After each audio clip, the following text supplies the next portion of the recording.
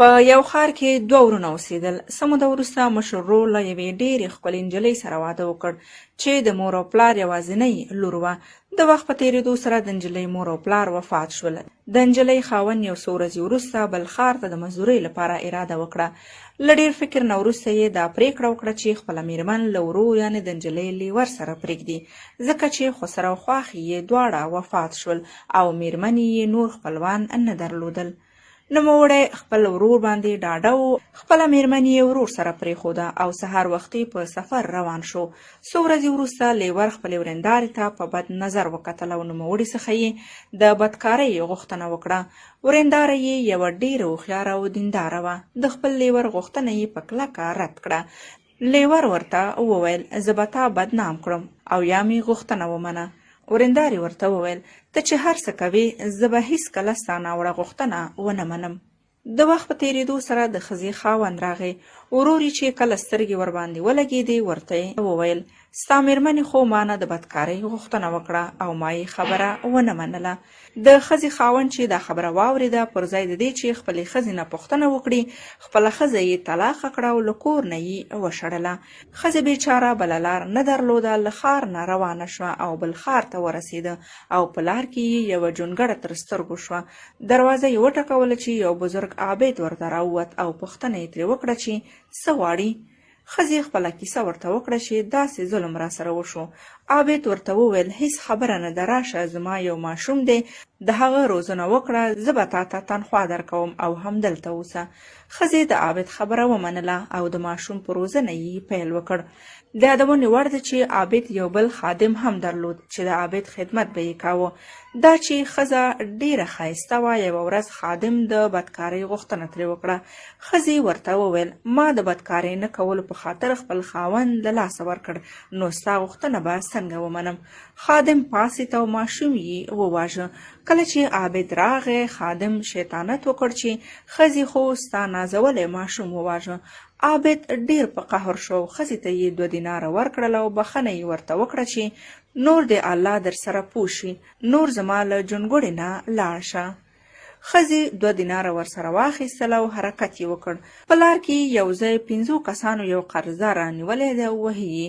ښځې پوښتنه ترې وکړه چې دا ولې وهئ؟ هغوی ورته وویل زموږ 2 دیناره قرض ورباندې دی. ښځې له جیب نه 2 دیناره راویستل او ور یې کړل. قرضدار یې له وهلو نه خلاص کړ. بیا یې قرضدار ته خپله کیسه وکړه چې داسې تکلیفونو سره لاس او ګریوان یم. قرضدار ورته وویل زه به ستا احسان هیر نه کړم، څه خدمت وکړم؟ ښځې ورته وویل راځه چې له دغه فاسد ښار څخه لاړ شو، بل ځای به ژوند ته ادامه ورکړو.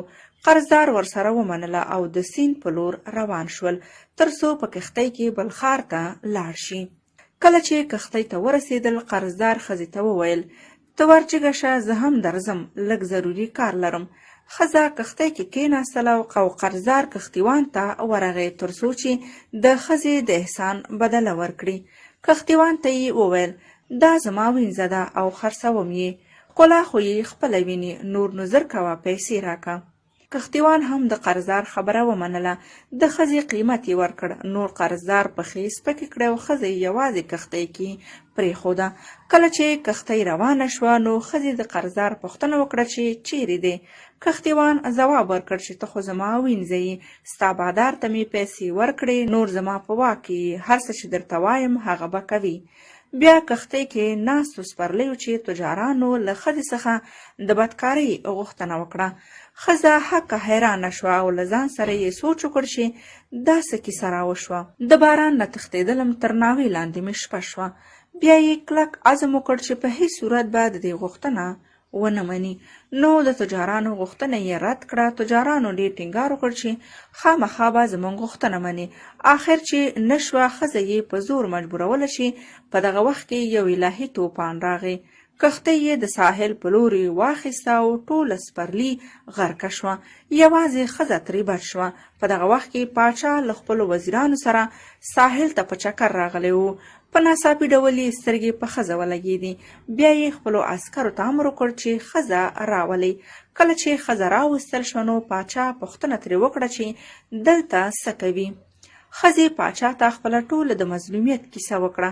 پاچا د نوموړې زړه بګنونکې کیسې ډېر غمجن کړ. بیا یې ښځې لپاره ځانګړی ډاکټر راوغوښت او په ښه توګه یې درملنه ترسره شوه.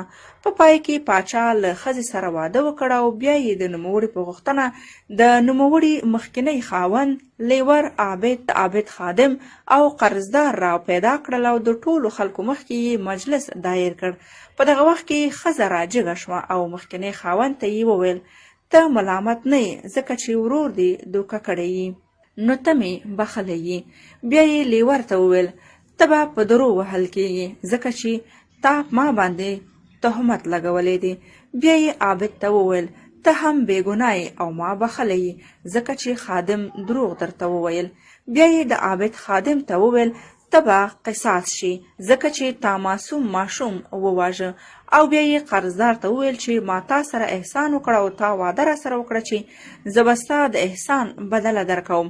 آیا زما د احسان بدله همدا وه چې زه به دې په وحشي ځناورانو خرڅه کړم؟ قرضدار له ډېر خجالت څخه سر ښکته اچولی و. بیا یې ورته وویل: تا به زندان ته ولېږم، ځکه چې ما سره دې غدر وکړ. په پای کې پاچا خپلو عسکرو ته امر وکړ د ښځې ټولو فیصلو ته عملي بڼه ورکړي. عسکر راجګ شول، د پاچا امر یې پر ځای کړ او بیا ټول په خپله مخه روان شول. پاچا او ښځه یې هم خپلې ماڼۍ ته راغلل او د خوشحالۍ ژوند یې پیل کړل. ښځې د الله تعالی ډېر شکر ادا کړه، وویل چې ای زما ربه، ما ستا یو امر قبول کړ چې خپل ځان مې پاک وساته او تا ما باندې احسان وکړ او زه دې د پاچا میرمن کړم.